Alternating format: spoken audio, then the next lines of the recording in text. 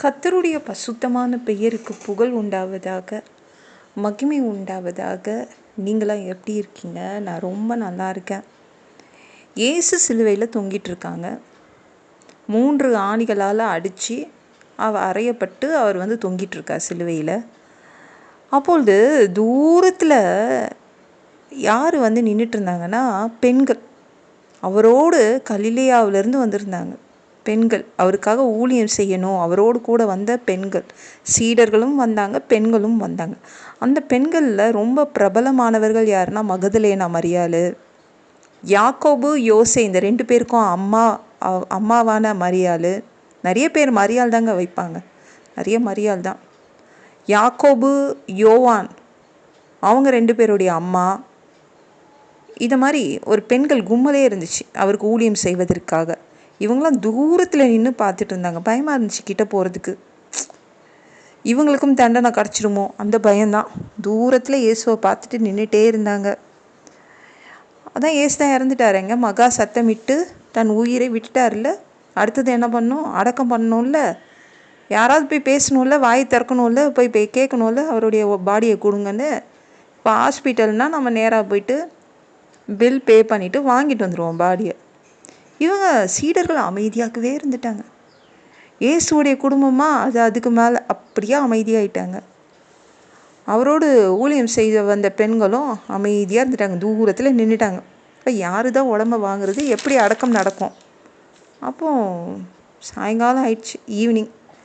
இப்போ ஒரு பணக்காரன் திடீர்னு வந்தார். அவர் இயேசுடைய சீடன். அவர் பேர் யோசேப்பு. அரிமத்தியா ஊரை சேர்ந்த யோசேப்பு. நிறைய யோசேப்பு இருப்பாங்க, நிறைய மரியாள் இருப்பாங்கங்க பைபிளில். இவர் பேரும் யோசேப்பு தான். நேராக பிலாத்துக்கிட்ட போகிறாரு. இயேசுடைய உடம்பு என்கிட்ட கொடுத்துருங்க அப்படின்னு பேசுகிறாரு.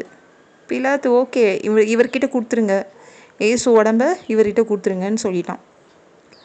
உடனே அந்த பாடியை வாங்கிட்டு சிலுவையிலேருந்து உடம்பை இறக்கி, எக்கச்சக்க காயங்கள்ல, அவர் உடம்ப ஒரு மெல்லிய துணி அதை வச்சு சுற்றிட்டு, ஏசு எனக்கு சொந்தமானவர். அவ்வளோ சந்தோஷம் அவனுக்கு. இந்த இயேசுவை நான் வாங்கிட்டேன், ஏசு எனக்கு சொந்தமானவர், அதனால் என்னுடைய சொந்தமான கல்லறையில் தான் நான் வைப்பேன் இயேசுவை அப்படின்னு அழகாக தூக்கிட்டு போகிறான். அவன் ஒரு புது கல்லறையை மலையில் தோண்டி வச்சுருந்தான், வெட்டி வச்சுருந்தான். கல் குடஞ்சி தானேங்க அந்த மாதிரி ஒரு குகை மாதிரி செய்ய முடியும். அந்த கல்லறையை அவன் ரெடி பண்ணி வச்சுருந்தான், புது கல்லறை. அந்த கல்லறையில் இயேசுவை கொண்டு வச்சிட்டான். வச்சு ஒரு பெரிய கல்லை புரட்டி வச்சுட்டு போயிட்டான். அடக்கம் பண்ணிகிட்டு இருக்கும்போது, இயேசுவை உள்ளே வைக்கும்போது, அந்த கல்லறைக்கு எதிராக மகதலேனா மரியாள், மற்ற மரியாள்கள் அத்தனை பேரும், நிறைய பேர் மரியாள் வர்றதுனால மற்ற மரியாள்கள் அப்படின்னு மத்தேயு எழுதி வச்சுருக்காரு.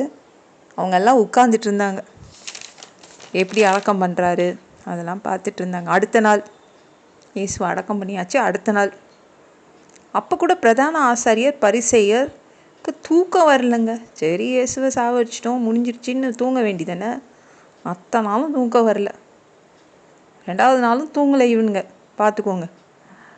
அப்பவும் இயேசுவுக்காக விசாரிக்கிறேன்னு விடியற்கால நைட்டு ஃபுல்லாக தூங்காமல் இருந்தவனுங்க. பிரதான ஆசாரியன், பரிசேயர் அடுத்த நைட்டும் தூங்கல்.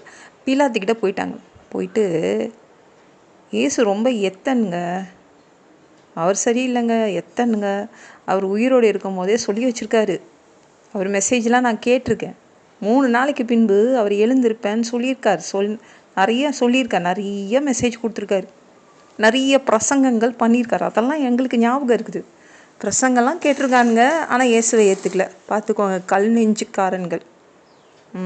இவங்கெல்லாம் என்ன பண்ணுறது? சில பேர் நல்லா பிரசங்கெல்லாம் கேட்பாங்க, ஆனால் எந்தவித மாற்றமும் வராது. அதான் இந்த பிரதான ஆசாரியனும் பரிசேயரும். 3வது நாள் எழுந்திருப்பேன் அப்படின்னு சொல்லியிருக்கார். ஞாபகம் வந்துருச்சு. அதனால் எங்களுக்கு ஒரு டவுட்டு, இந்த சீடர்கள் நைட்டில் இயேசுவோடைய உடம்பை எடுத்துகிட்டு போயிட்டு இயேசு உயிரோடு எழுந்துட்டாருன்னு கிளப்பி விட்ருவானுங்க. அது முந்தினயத்தை பார்க்கிலும் பிந்தினயத்து கொடிதாக இருக்கும்.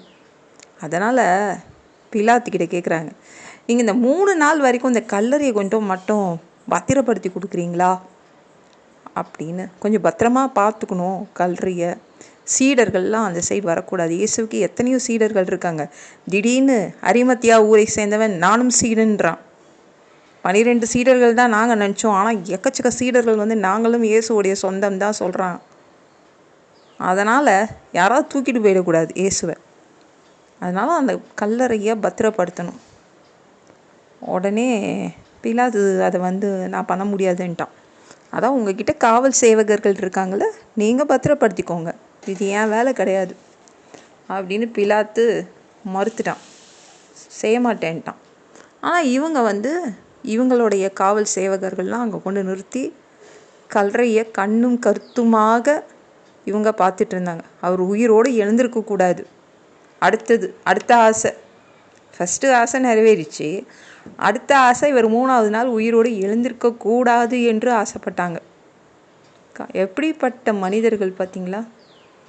இந்த வீடியோ பிடிச்சிருந்துச்சுன்னா மற்றவங்களுக்கும் ஷேர் பண்ண மறக்காதீங்க. கர்த்தர் தாமே உங்களை ஆசீர்வதிப்பாராக.